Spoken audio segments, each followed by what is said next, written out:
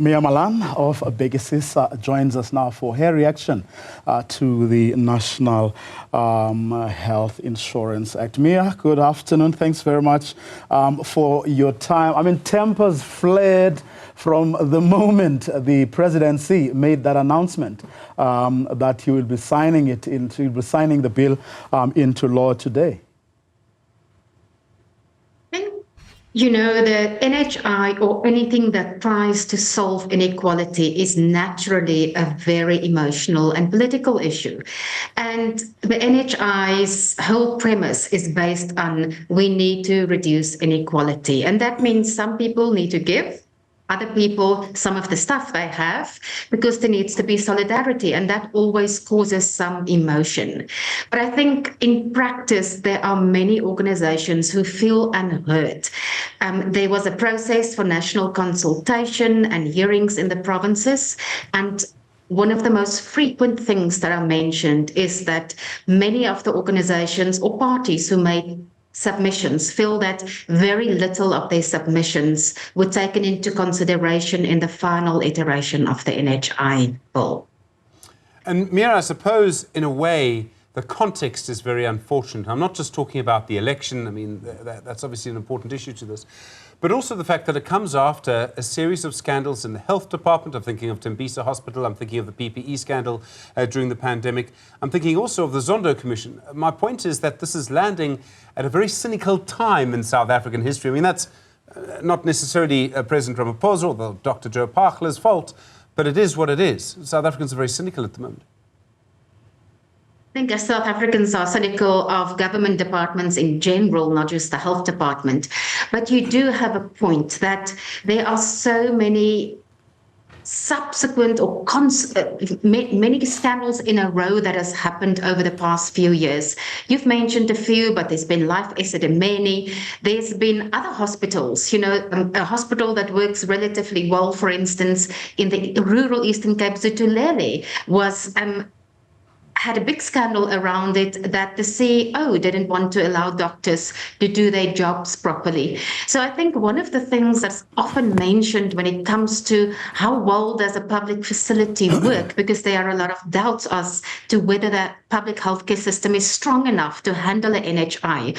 One of the things that are often mentioned is that some people feel that it's not really more money that the public healthcare system needs, it's rather better management, and that if we don't fix that first, then there could be a big problem. But that is a very nuanced argument. You know, if you look at our public healthcare system, it's not that nothing has worked. If you look at our antiretroviral, so our HIV treatment program, we didn't wait for the public healthcare system to get fixed entirely before we implemented HIV treatment. And we've got almost 6 million people on treatment, and it's working relatively well. But how that project came into being a good project relied a lot on partnerships. So there was a lot of international donor funding that helped those programs come into being.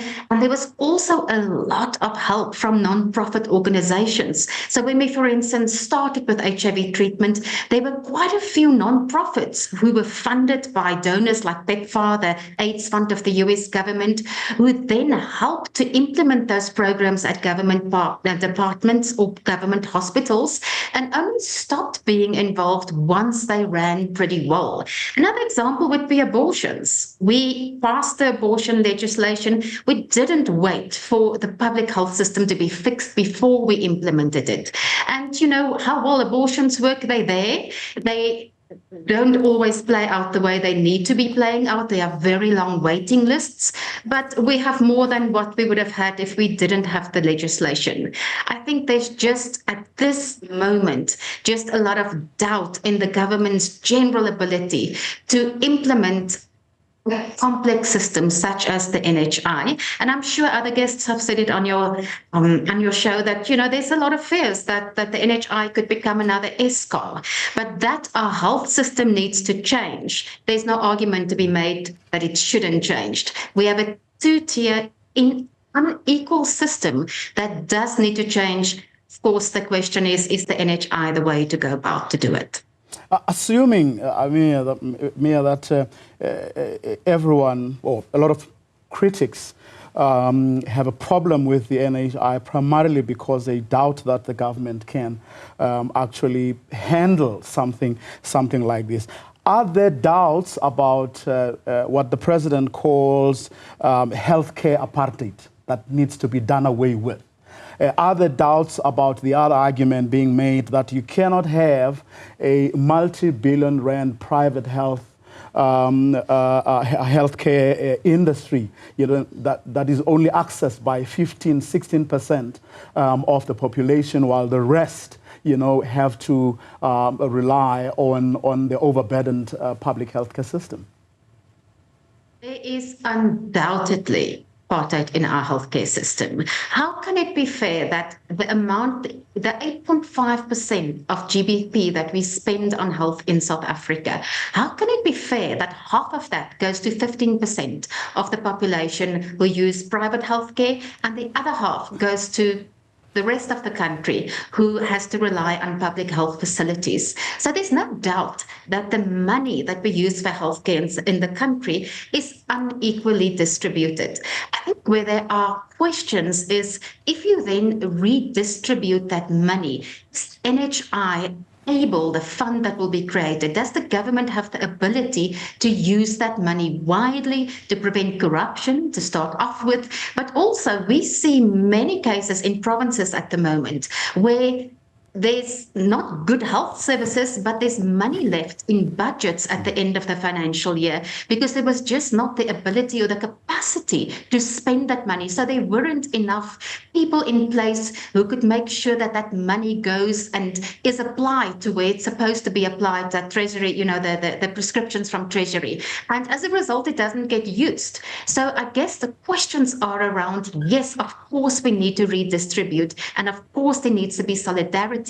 But do we have enough rules and regulations in place in our legislation that was a bill until this afternoon to make sure that that money will get distributed in a way that we see a difference in the kind of health services that are provided? And having said that, whether you're going to see a difference in services provided by the NHI in your service will, at least to some extent, depend on where you come from. If you come from a place where health services were awful and you only had access to really dilapidated facilities, your perception might be different from someone who comes from private healthcare, where they now in some cases may have to rely, say, for specialist services on a government facility and may have longer waiting periods than they would have had in the private sector.